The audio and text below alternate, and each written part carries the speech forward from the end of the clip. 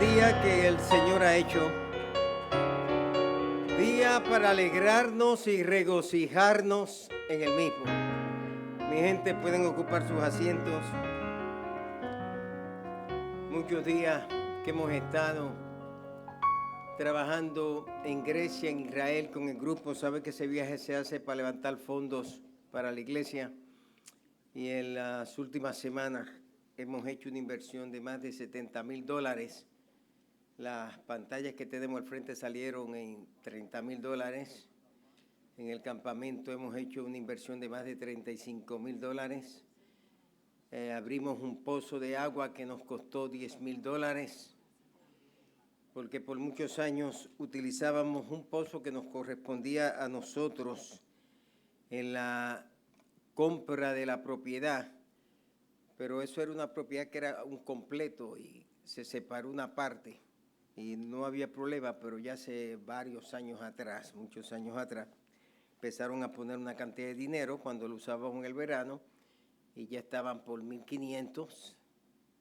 Entonces, pues, yo decidí entonces que teníamos que tener nuestro propio pozo y ya gracias a Dios tenemos nuestro propio pozo. Ya saben que en el norte, pues, hay aguas de arriba y hay aguas de abajo y donde quiera que usted cabe puede tener su pozo. Y pusimos los monitores al frente para de una vez utilizar esto como un medio de evangelizar a nuestra comunidad. Es decir, que en días especiales vamos a estar metiendo mensajes para la comunidad cada día y que se está reclamando como de Little Guyana, y queremos dejarles saber que no son la Little Guyana, que también es la Little Hispanic, la Little Puerto Rican, la Little Dominican, la Little Ecuadorian, y estamos todos nosotros aquí también en esta comunidad. Así que esperamos que todo salga bien y que sea de mucha bendición. También les pido la oración a favor de mi amigo José Manfredi Moreno. Le van a estar sometiendo a una operación como la que le hicieron a Carlos, pero sabemos que las operaciones producen ansiedad. Todo lo que tiene que ver un examen médico, si tú vas y te haces un examen médico, te dicen que encuentra algo raro, eso te produce ansiedad. Si te dicen que tienen que hacer una biopsia, eso te produce ansiedad. Si te dicen que tienen que hacer una operación del corazón, eso produce ansiedad. Y la ansiedad significa, Teodoro, que puedes pasar días sin dormir, puedes perder el apetito. Bueno, aquí Enrique lo puede explicar mejor que yo. Y no son cosas fáciles. Aunque tú sabes que vas para el cielo, pero ninguno queremos ir tan rápido al cielo. Queremos que Cristo venga, pero si Cristo viene interrumpe todos nuestros planes. Estamos seguros a dónde vamos, pero todavía quisiéramos estar un poco más por acá. Entonces hay que ser realista, ¿no? Hay que ser realista. Yo me encuentro con personas no realistas que dicen, hermano, usted se va, sea gloria a Dios que él se fue. Yo espero que cuando tú tengas que ir a un médico y te digan algo, que me digan lo mismo. No he visto a nadie que diga. Y sé que el pastor tiene que enfrentar una operación que es delicada. Todo lo que tiene que ver con el cerebro no es fácil. Marlene le hará llegar un enlace para ver si nos podemos conectar a esa hora. Quizás sin video, Marlene, quizás más que el audio. Pero le prometí que la iglesia va a estar orando, ministro del concilio vamos a estar orando. Él tiene esa confianza. Ayer pues ya nos propusimos enviarle una ayuda para estar completando, unos $3,000 para estar completando lo que tiene que hacer con lo que se aportan para las operaciones. Entonces, por eso hicimos parte del concilio, porque es un siervo de Dios, un hombre joven, un ministro joven, que ha tenido su pastorado, ha sido obispo nuestro en la región central, y sabemos que no es fácil. No es fácil porque entrar a esto no es cosa fácil. Les quiero invitar así, hermanos, a acercarnos al libro de Lucas, capítulo 15, versículo 20. En esta ocasión estaré considerando la predicación número 10. Y para eso le invito a considerar Lucas 15, 20, así sentados, en el texto de Reina Valera. Les quiero hablar sobre la restauración del pródigo, o más bien pudiera cambiarle y ponerle como título el recibimiento al pródigo. O alguien pudiera decir el encuentro del padre con el pródigo. O alguien pudiera decir un padre amoroso y un hijo pródigo. Dice el texto, y levantándose vino a su padre, y cuando aún estaba lejos, lo vio su padre, y fue movido a misericordia, y corrió, y se echó sobre su cuello y lo besó. Vuelvo a leer el pasaje bíblico que se levantó y llegó hasta su padre, y aun cuando estaba lejos, el padre lo vio y el padre corrió hacia él. El padre se echó sobre su cuello y lo besó. Muchas cosas se pudieran señalar. Ese beso de recibimiento, ese abrazo al cuello, esa acción del padre que corre para el encuentro con su hijo y las muchas expectativas que pueden surgir en esta historia. Muchos de ustedes pues tienen sus madres vivas y otros sus madres fallecidas. Algunos en Ecuador, algunos en Centroamérica, algunos en algún estado de la nación.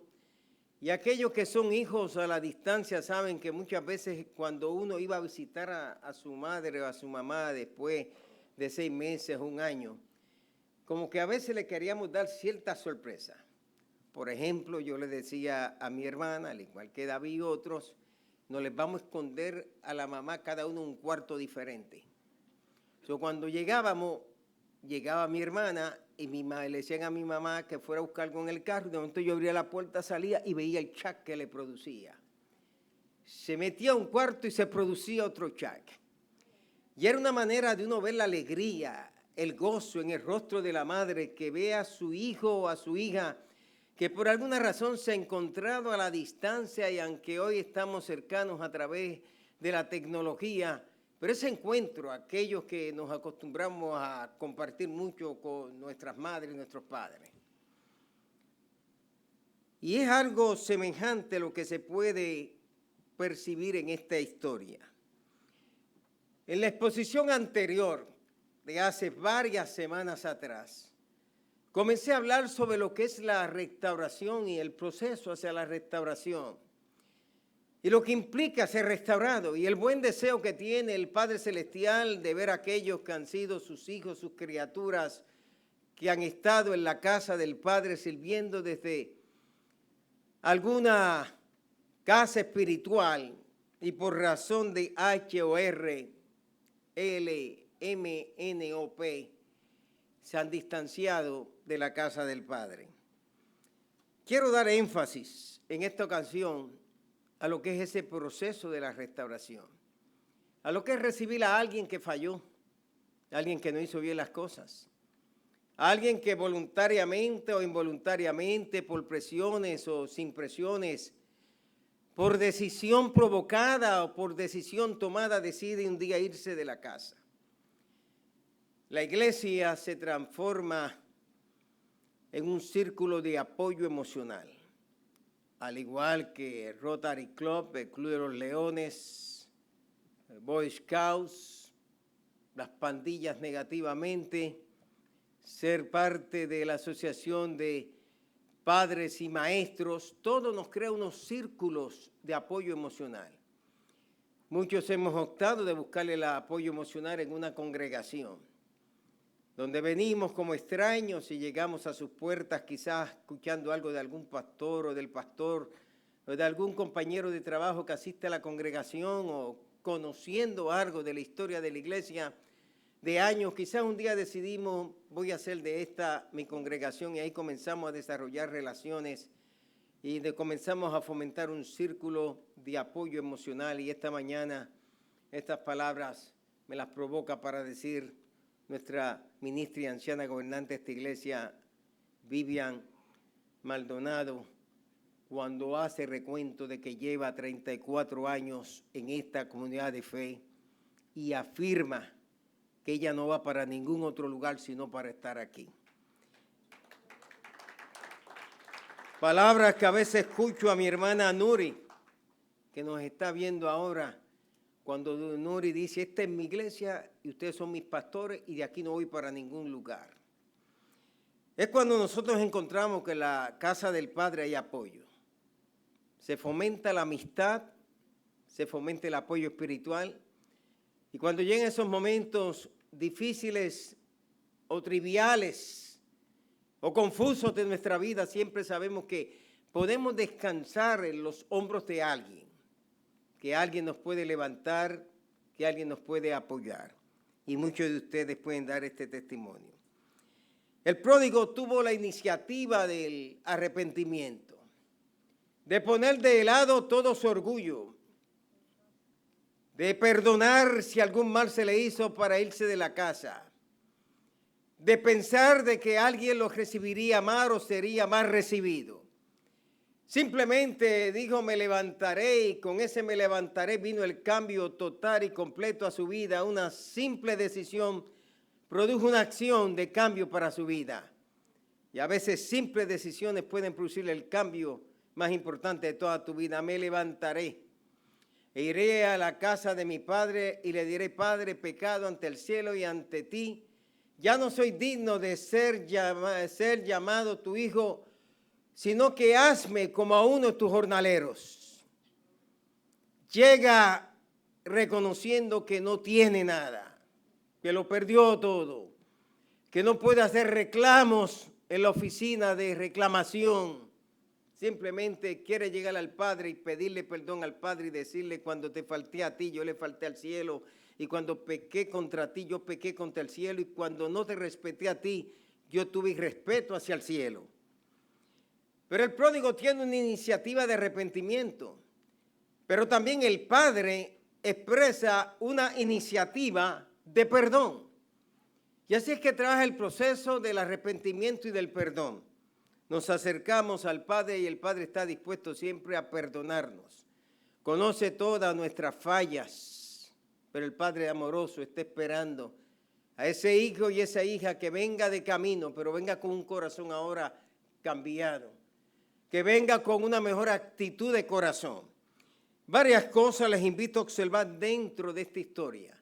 Lo primero es observar la visión del padre del pródigo. Lucas 15:20 declara, y levantándose vino a su padre, y cuando aún estaba lejos, lo vio su padre. Todo esto es un momento dramático, una escenografía que cautiva toda nuestra atención. Vemos que al regresar aquel hijo pródigo que se separó del padre, vuelve al padre. El padre a la distancia puede observar que el hijo desaparecido ahora es el hijo aparecido, que el hijo que se fue es el hijo que llega, que el hijo que le faltó es el hijo que viene a reponer, porque el padre todo el tiempo en su corazón, como los muchos padres y madres que han tenido que enfrentar la situación de hijos que abandonan el hogar o que se van del hogar, y algunos comienzan haciendo ensayos, yéndose quizás a una escuela o a un colegio interno, y sabemos que los que se van a los colegios internos a veces es más difícil controlarlo, y los que se van al ejército es más difícil controlarlos. En Israel, por ejemplo, hay un problema que confronta al pueblo judío y es con el ejército. Las muchachas tienen que servir 2 años en el ejército, los muchachos 3 años en el ejército, y luego tienen que servir por más de 15 años, estar activos para el ejército, y eso hace que esos muchachos cuando se van al ejército y regresan, no son los mismos hijos sometidos y obedientes que se tenían, porque regresan ahora con un alto nivel de independencia.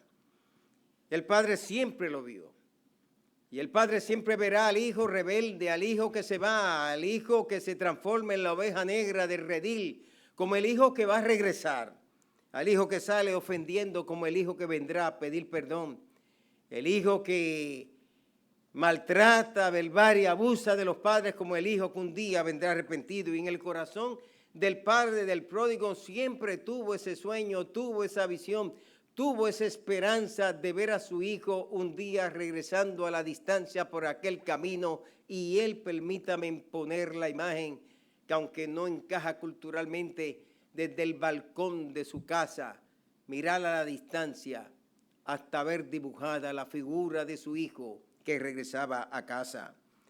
Esta imagen me lleva a pensar en otra imagen antiguo testamentaria que se encuentra en Génesis 37:11. Jacob le ordena a José, que es el menor de sus hijos, a quien le había dado una túnica de colores, que fuera a visitar a sus hermanos desde el valle de Hebrón, que estaban hasta Siquén. Y él se fue hasta Siquén, y en Siquén no encontró a sus hermanos, preguntó a alguien, le dijeron que estaba en Dotán. Todo eso es territorio palestino hoy día, es la Cisjordania. Y desde Siquén a Betel no hay mucha distancia, y de Betel a Dotán no hay mucha distancia, y recientemente estábamos allí en Betel. Cuando llega José se encuentra con sus hermanos porque el padre quería saber cómo estaban sus hermanos, si las cosas eran bien. Pero ya había el rumor que a José le gustaba estar chivateando a sus hermanos. Como siempre los hermanos pequeños están con que se lo voy a decir a mami y se lo voy a decir a papi.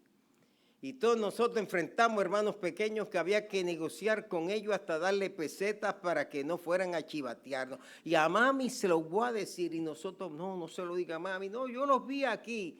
Y más cuando crecíamos, especialmente esa juventud que crecíamos haciendo pininos, fumando escondidos, aquellos que desde 12, 13 años ya empezábamos a tomar las colillas de cigarrillos que encontrábamos y a practicar cómo se fumaba y a bailar lo que no teníamos que bailar, y que si dejaron un poquito de cerveza en la lata, estamos velando la latita que se levantara alguien para probar un poquito de cerveza y nos veía un hermanito y nos delataba. José era aquel que tenía el corazón de honestidad para con el Padre, aquel que cuidaba de sus hermanos, cuidando de los errores que podían cometer. Y cuando ellos ven que llega a José, a quien le llamaban el soñador y a quien dice el texto bíblico que le tenían envidia, dice que deciden todos unánimemente que hay que matarlo. Ahí es donde Rubén dice, pues no lo matemos, vamos a echarlo en una cisterna, pensando que al otro día regresaría y podría notificárselo al padre. Y lo echan en una cisterna y la cisterna está vacía, la cisterna no tiene agua.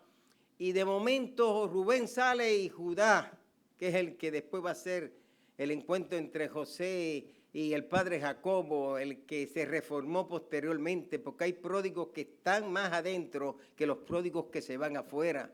Hay pródigos que conviven más con nosotros que los pródigos que quizás han hecho decisiones erradas de la vida. Y lo que Judá recomendó es, pues, vamos a matarlo, y no se puede matar, y de momento ven una compañía de ismaelitas que se le llama también madianitas, es decir, de árabes, y a esa compañía pues deciden sacarlo del pozo, venderlo como esclavo, y conocemos el resto de la historia, que él termina comprado en un mercado de esclavos, siendo un hombre libre, un joven libre, en un mercado de esclavos, y todo ese proceso, Dios al final cambiaría el guión para bendición de sus vidas. Aquí vemos esta historia, cómo sucede todas estas cosas. Pero cuando regresa y se encuentra el padre Jacob con José, porque José hizo provisión en la tierra de Gosén, leyó nuestra hermana esta mañana, y allá en la tierra de Gosén le manda el comunicado a Jacob, y Jacob envía a Judá, y viene ese encuentro cuando padre e hijo se pueden encontrar.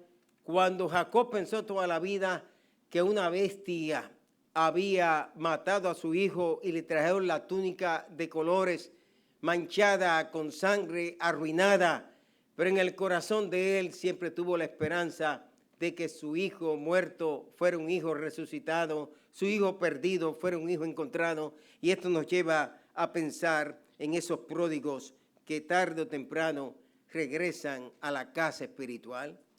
Esos pródigos que cuando regresan, su visión acorta todas las distancias. Cuando los vemos que un día estuvieron en la casa del Padre, pero por alguna razón se fueron de la casa del Padre. Cuando vemos a un pródigo que lo había perdido todo, pero ahora viene en pos de recibir por la gracia todo lo que se le pueda dar. Cuando podemos ver a un pródigo que viene reconociendo que no tiene nada, pero está dispuesto a recibir todo lo que se le da. El corazón del Padre siempre debe ser un corazón perdonador, un corazón restaurador, un corazón auxiliador, un corazón que levante, que ayude, que extienda la mano. El Padre debe tener misericordia de los hijos y aprender a perdonar a los hijos. Y no todos los hijos van a salir igual. Cada hijo es un mundo aparte que gravitaciona sobre el sol. Pero a ese hijo hay que entenderlo y hay que comprenderlo. Y más cuando llega a ser un hijo adulto y mayor, que ya tú no tienes control total sobre su vida. Hay que respetarle sus decisiones, aunque mamá y papá siempre serán mamá y papá con el consejo y el regaño. La iglesia tiene que tener una visión de los muchos pródigos que regresan a casa. Sin preguntarle dónde estabas, sin preguntarle, te fuiste de vacaciones de Egipto, a Siria, a Samaria, a Babilonia, a Persia y a donde quiera. Pablo, no se le puede preguntar mucho, simplemente con brazos abiertos recibirlo en las puertas de la iglesia y decirle bienvenido a casa, me alegro de verte en casa, estás en casa, esta es tu casa y somos tu familia. Pero el evangelio debe ser predicado, debe ser enseñado, debe ser comunicado, debe ser proclamado en el mundo y fuera del mundo, dentro del mundo y dentro de nuestro propio mundo en el cual nos encontramos estacionados. Hay que ir con esas buenas nuevas a las encrucijadas de los caminos, a los cruzacalles, llegar a las esquinas, a las aldeas y donde quiera que podamos llevar ese mensaje de esperanza. Lo segundo que les invito a observar es el mismo versículo 20. La visión del Padre, ahora hablemos de la compasión del Padre y aquí me tendré que detener algo. Dice el pasaje, y pongo en puntos suspensivos y termino con puntos suspensivos, y fue movido a misericordia. Aquí vemos el sentimiento y vemos la acción. Y fue movido a compasión y la acción es que corrió. El Padre es tocado en sus sentimientos más profundos de su vida. Siempre causa alegría en el corazón de un padre cuando ve un hijo que ha salido de la cárcel, regresar a casa. Es más, hay padres que van a la cárcel donde va a salir el hijo y lo reciben allí para traerlo hasta casa. Un hijo que cometió un error y lo botamos de la casa, lo despedimos, porque hay padres que tienen que tomar decisiones, pero ver ese hijo que un día toca la puerta de la casa, dice, papá, mamá, no tengo dónde vivir, me pueden dejar dormir aquí aunque sea en el pasillo. Y el corazón de una madre es tan fuerte que la madre dice, no en el pasillo, tú vas a dormir de nuevo en tu cuarto y vamos a vaciar ese cuarto y tú te metes en el cuarto, porque los padres somos un poco a veces más severos y en ese aspecto, pero el corazón de la madre por sus cachorros se levanta en contra y si la madre tiene que decir, el que te va eres tú el que te va, pero mi hijo se queda en casa. Y Dios bendiga a las madres por ser la encarnación de la misericordia y de la compasión, pero nos necesitan a nosotros. El griego implica, y no le voy a citar el término en griego, que se conmovió, es decir, tocó todas sus entrañas en su vida. Y la Nueva Traducción Viviente dice que se llenó de amor y compasión. No hay manera de poder explicar ese término griego si no utilizamos los diferentes sinónimos que se aplican, compasión, hablar se llenó de amor, hablar de misericordia. Y es un cuadro humano donde se presenta a un hijo. Un hijo que cambió demasiado. Salió bien vestido y quizás no regresa bien vestido. Salió más joven y regresa más mayor. Salió con sueños y regresa con pesadillas. Pero ante los ojos del Padre, ese sigue siendo su hijo. Y el Padre siempre tiene que esperar con sus brazos al hijo que regresa a casa.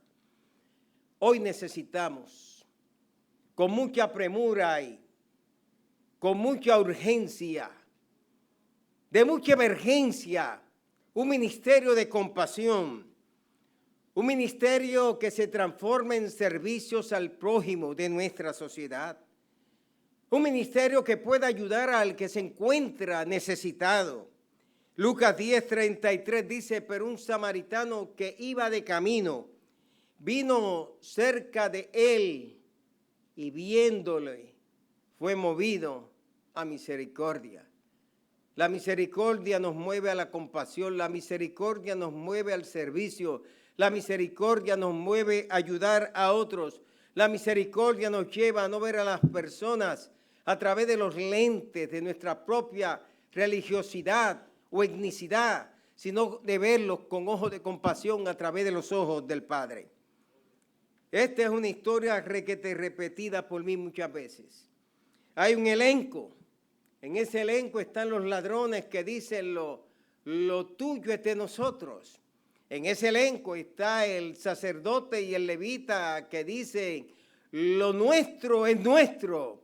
Pero en ese elenco nos encontramos también con el samaritano que dice, lo mío es tuyo, y eso es lo que se conoce como altruismo hacia el prójimo, como compasión hacia el necesitado, como ayudar a aquellos que encontramos heridos en nuestros muchos caminos que descienden de Jerusalén a Jericó.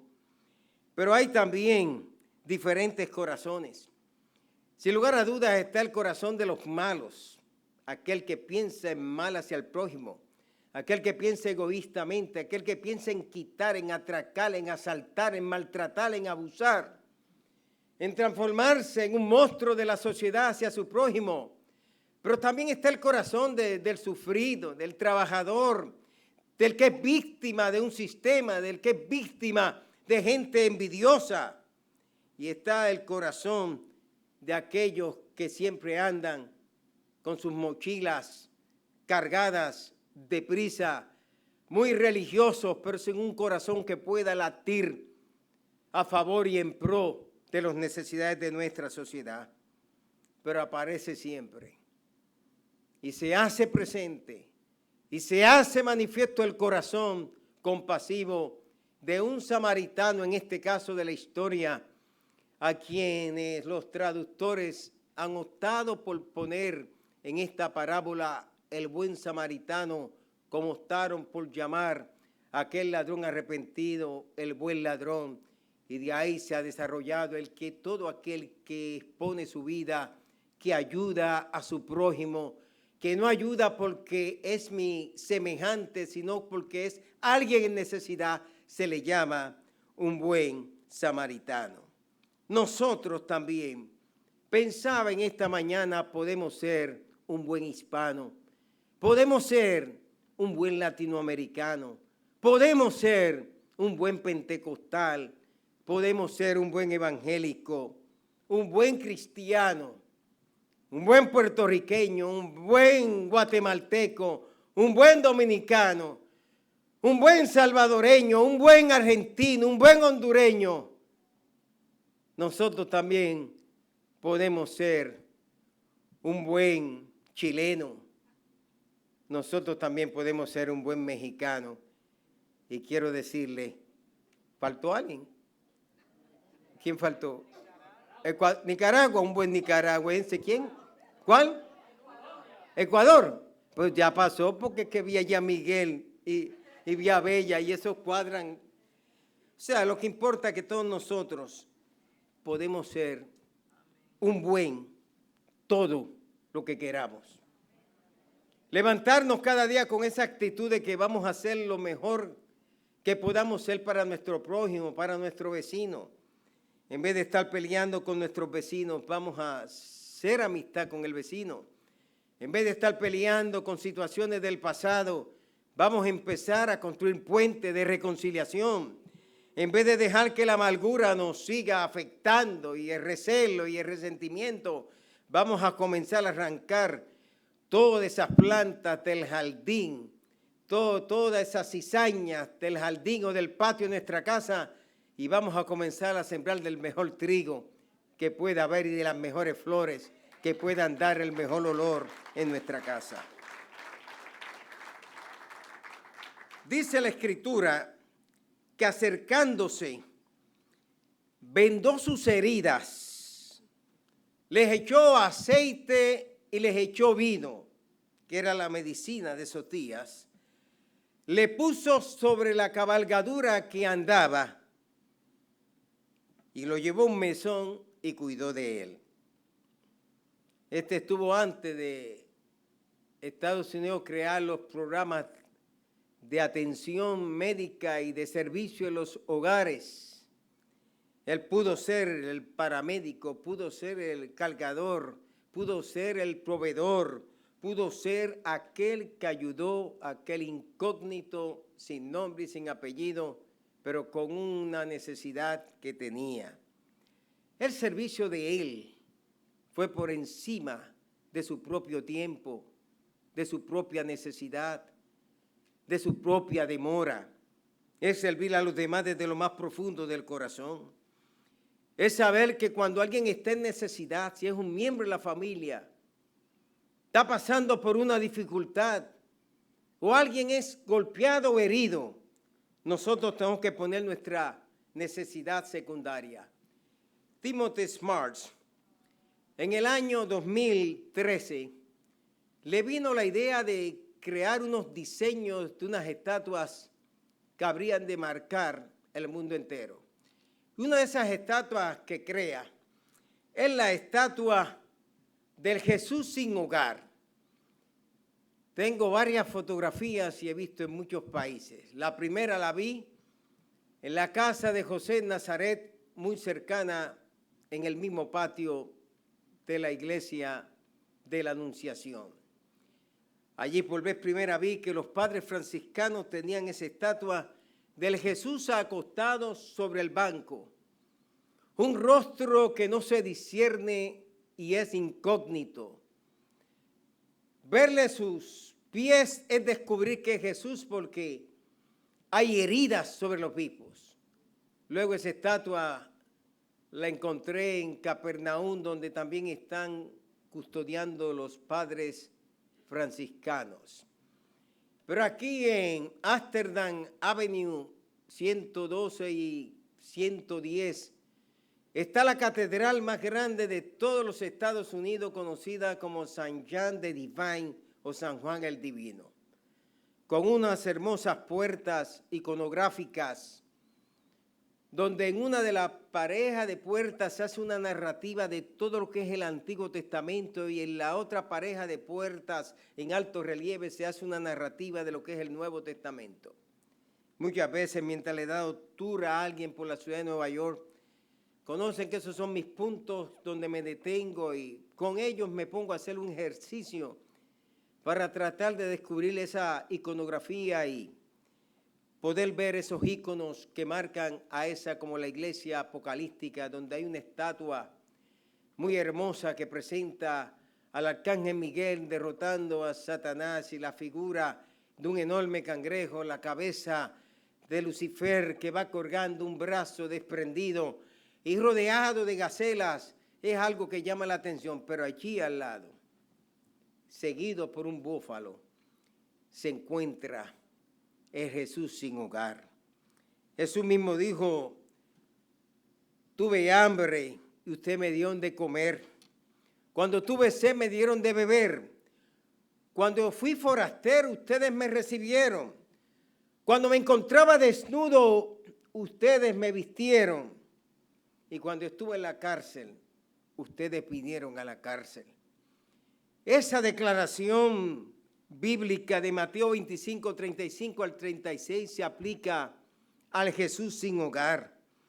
Si usted tiene la oportunidad, llega allí a Saint John the Divine y se puede sentar al lado de dicha estatua. Y no sé si Janet la tiene por ahí. Pero es una maravilla uno sentarse al lado de esa estatua y poder percibir lo que significa un ministerio para servir a nuestro prójimo. Hoy el mundo necesita una iglesia compasiva como lo fue esta iglesia durante la pandemia y bien lo expresó el compañero doctor Miguel Ángel Rivera, que cuando había muchos templos cerrados, esta iglesia permaneció en ciertas horas con las puertas abiertas para permitir que la comunidad se hiciera las pruebas del COVID. Cuando se tenía temor, había largas colas para que hicieran las pruebas del COVID, dando el alimento a la comunidad cuando había gran necesidad, sirviendo a esta comunidad y dejándole ver que nosotros somos el Cristo sin hogar que le sirve a la comunidad. Dice Lucas 15, 20, entonces regresó a la casa de su padre y cuando todavía se encontraba lejos y a la distancia, el padre con su edad, con sus achaques, con su artritis, pero lleno de amor, se activó la adrenalina en su vida y corrió impulsado por el amor para llegar a su Hijo, al cual lo recibió Él como Padre, con abrazos y con besos. ¿Cómo tú recibes a tus hijos? ¿Cómo tratas a tus hijos después que los regañas? Después que han cometido una ofensa. En el tiempo yo me criaba, los padres eran diferentes. Mi papá era frío como el polo norte y el polo sur. El viejo mío era bien frío, bien frío. Mis hermanos, si me escuchan ahora, lo saben. Mi papá era frío. Mi papá, lo que tú podías esperar de él era una trompada cuando no te lo esperaba. Y como era ambidiestro, tú no sabías si te iba a tirar con la derecha o la izquierda. Y nosotros era jugando de por dónde viene la trompada. ¿Viene derecha o viene izquierda? Y eso nos llevaba a nosotros que si éramos golpeados por él, golpeábamos a otro en la calle. Porque cuando tú eres golpeado por el padre y no hay perro en la casa que le puedas dar una patada que no se la debe dar, yo soy defensor de los perritos y de los gatos en la casa, entonces tú vas a ir a la escuela y el que se meta contigo, tú le caes arriba y le caes encima. Mi abuelo era medio frío, pero con los nietos se ablandó. No se podía cruzar delante del viejo, porque el viejo reaccionaba, pero noté que empezó a ablandarse con los nietos, como los abuelos nos ablandamos con los nietos, que lo que no hacen los hijos, lo pueden hacer los nietos. Que donde no se sube el hijo, se sube el nieto. Que donde no escribe el hijo, el nieto puede escribir. Que lo que no vira el hijo, el nieto lo puede virar. Y así son los padres también mayores. Cuando los padres son mayores y tienen hijos, ese muchacho va a hacer lo que le da gana con el papá. Ese muchacho va a controlar al papá, pero está bien, que lo controle. No vea a Miguel Ángel Rivera ahí, que yo lo veo con ese muchacho que brinca, salta. ¿Cuándo yo me iba a imaginar a un Miguel Ángel Rivera? Porque Miguel no es fácil. Miguel no es fácil. ¿Cuándo yo me iba a imaginar? Y yo lo veo disfrutando el cumpleaños de su hijo. Y todos esos niños, y yo desde allá de Israel decía, wow, tremendo cumpleaños. Celébrame el mío también, Miguel, cuando pueda, y adóptame como tu hijo si puede. Pero veamos ese encuentro. Ese es un encuentro donde el amor va por encima del resentimiento, va por encima del dolor, va por encima de la amargura. Es un padre cargado con amor. Y si algo nosotros necesitamos en nuestras vidas, es adiestrarnos para poder descargar amor sobre otras personas. Es un derrame de lágrimas. Es un derrame de palabras atrabancadas en la garganta que no pueden ni salir. El padre se encuentra con el hijo, ¿qué decirle? No sé. Corregirlo, no puedo. Llamarle la atención, no tengo palabras. Pero algo que tengo es amor para darle a mi hijo, y tu hijo lo que necesita es que tú le des amor, le des abrazo, le des buena mirada y que siente el amor de tu vida para él. El hijo ante este encuentro todavía tiene ensayado en su mente lo que le quería decir al padre y parece que sobrepone y el padre lo tiene en el cuello, lo está abrazando, los besos no terminan. Y el hijo parece decirle en el oído, Padre, he pecado ante el cielo y ante ti, y ya no soy digno de ser llamado tu hijo. Y me imagino que dio esas palabras con lágrimas y llorando, papá, te he fallado. Pusiste tu confianza en mí y te fallé. Ya no soy digno de llevar tu apellido, ya no soy digno de que digan que me parezco a ti, ya no soy digno de que me llamen aquí en la hacienda que soy tu hijo. Pero el amor del Padre va por encima de todas las faltas que pueda tener un hijo, y el amor del Padre Celestial sobrepasa todas las fallas que podamos tener como seres humanos. El Padre Celestial se alegra cuando un hijo vuelve a la casa. Y aunque yo no lo reciba bien, el Padre Celestial te va a recibir bien. Porque los brazos del Padre Celestial están abiertos y no le importa lo que opinen. Te quiere abrazar, te quiere dar beso, te quiere decir bienvenido a casa, esta es tu casa. Así que si el hijo ha cometido disparates, muéstrale amor. No todos tienen la bendición de tener hijos que se han mantenido fieles a lo que el padre le ha enseñado. Si estuvo en la iglesia y se descarrió y llega a tu casa, trátalo con amor. Es más, no lo hagan ni sentirse culpable porque está descarriado. Déjale saber, hijo, recuerda que en la casa del Padre siempre te estamos esperando, pero en mi casa tú siempre eres bienvenido.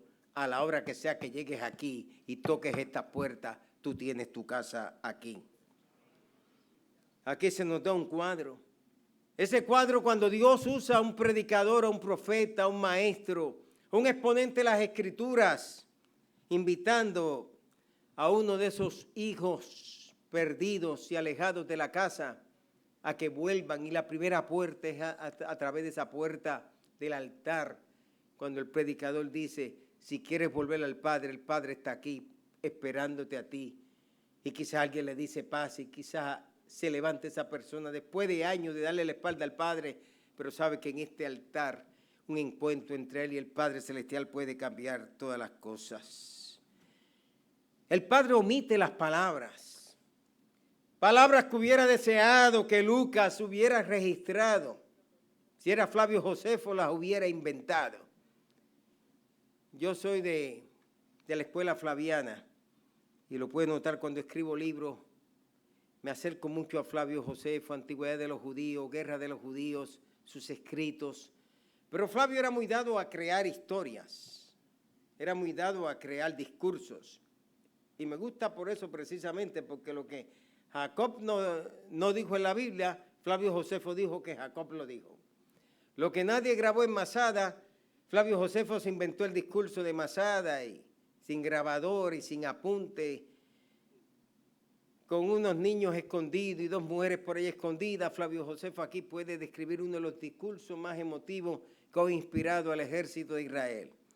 Flavio Josefo puede poner escenas que no aparecen en la Biblia, pero también nos transmite las tradiciones que los judíos ya enseñaban desde las sinagogas posteriormente y fuera de Jerusalén. Me hubiera gustado escuchar esas palabras. Hijo, yo te perdono. ¿Cuántos hijos les gustaría escuchar esas palabras de su padre? Aunque fuera en el oído.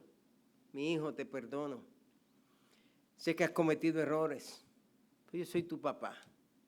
Especialmente en estos días que tantas cosas pueden suceder con los hijos y no quiero entrar en especulaciones, pero hay que perdonarlos, hay que aceptarlos, hay que mostrarle misericordia, pero más que decir palabras. Y yo a veces tengo problemas con la gente que pide mucho perdón, porque a mí no me interesan las palabras mucho de que perdóname. Yo no sé, como que son palabras huecas, no, para mí no tienen gran cosa, perdóname. Para mí lo que significa es acciones de perdón. O sea, más que decir o recitar el coro del perdón, es mostrarle a esa persona que en verdad tú la has podido perdonar. Y como la esposa que uno puede ofender, y quizá en alguna ocasión yo haya ofendido a Rosa, esta señora amable, maravillosa, que está ahí, creo que se está sonriendo. Pero cuando me hace un buen plato de comida, yo digo, ahí está el perdón. Se acabó, ahí está el perdón. Cómete eso, lo preparé para ti. Wow. No me tienen que decir lo que me ofendí, a mí no me tiene que decir nada, si ese plato de comida me lo está diciendo todo. Quizás si alguien lo ofendía en la iglesia o me ofendió a mí y me dice, pastor, mire, llévese estas dos alcapurritas que le hice para usted, estas dos alcapurrias. Mire, por favor, no me pida perdón ninguno. Con esas alcapurrias usted está oficialmente perdonado.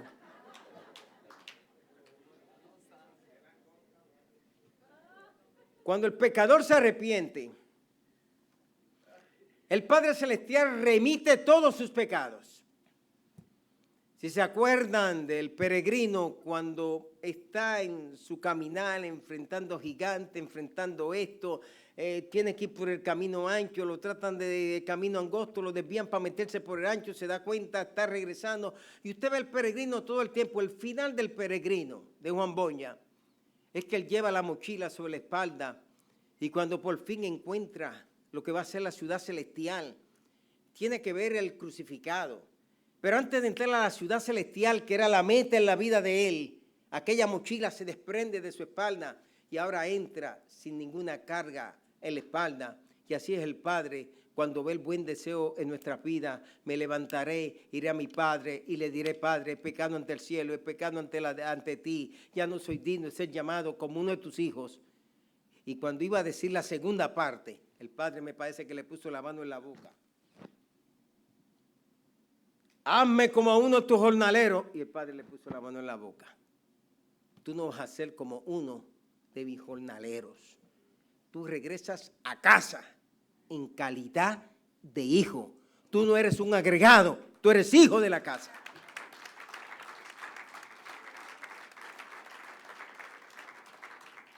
Les invito a estar puestos en pie. Extienda sus manos, siéntase que el Padre Celestial lo está abrazando a usted en este día. No está abrazando, hemos cometido faltas, fallas, qué sé yo qué, la pandemia, 20,000 cosas. Pero ha habido un Padre todo el tiempo que nos ha dado su amor a cada uno de nosotros y que en medio de todo nos entienda a nosotros. Yo nunca te podré entender a ti, ni Rosa te podré entender a ti, ni los ministros en esta iglesia te podremos entender a ti, ni tú me podrás entender a mí a cabalidad. Pero te aseguro que el Padre Celestial te entiende a ti a toda cabalidad y sabe que a pesar de todo tú lo amas a Él y que tú vienes a su casa. Esta mañana, mientras observaba, podía ver a Donna y a Ruth que le saludé y no vi a Dani.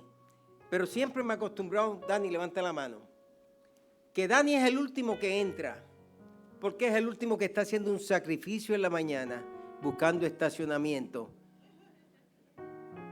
para que su amada esposa y su cuñada estén adorando a Dios. También Enrique lo he visto que lo hace, Miguel también lo hace.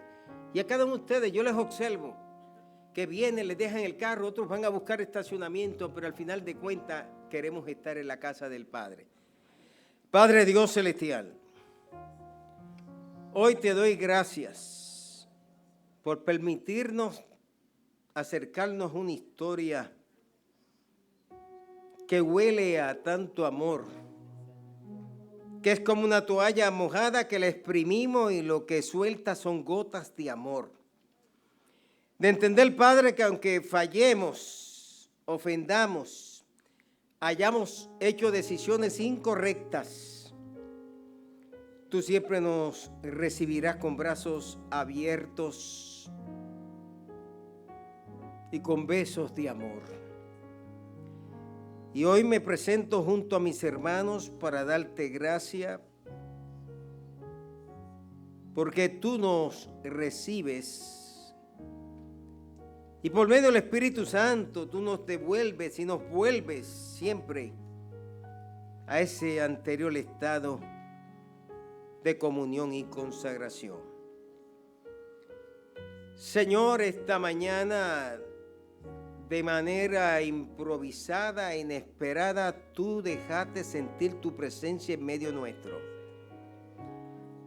Percibimos que no era el mover humano de nadie. Ver al pueblo ponerse en pie de manera voluntaria y entre más intensa era tu presencia, más fuerte eran los aplausos que te damos.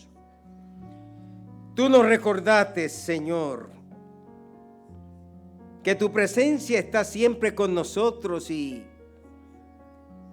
tu presencia es la que nos restaura, la que nos impulsa nuevamente, la que nos levanta. Cual pródigo con el abrazo levantó a su hijo, cual padre del pródigo con aquel abrazo levantó a su hijo, cual padre que con sus besos lo salpicó de perdón y lo llenó de compasión. Hoy nosotros, Señor, también respiramos tu presencia, sentimos la gloria tuya sobre nuestras vidas. ¿Y qué más podemos decir, oh Dios, sino gracias? Listos para disfrutar en tu casa. Amén.